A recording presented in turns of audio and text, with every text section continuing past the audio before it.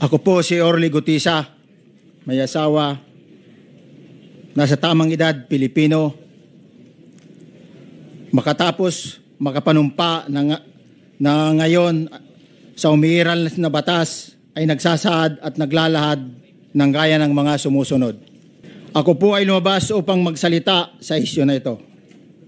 Bilang isang dating sundalo, inaalay ko ang aking buhay para sa ating bansa. Sa pagkakataong ito, nagdesisyon akong magsalita at maglabas dahil ayokong maging masama ang kinabukasan ng aking mga anak, apo ko sa darating na panahon.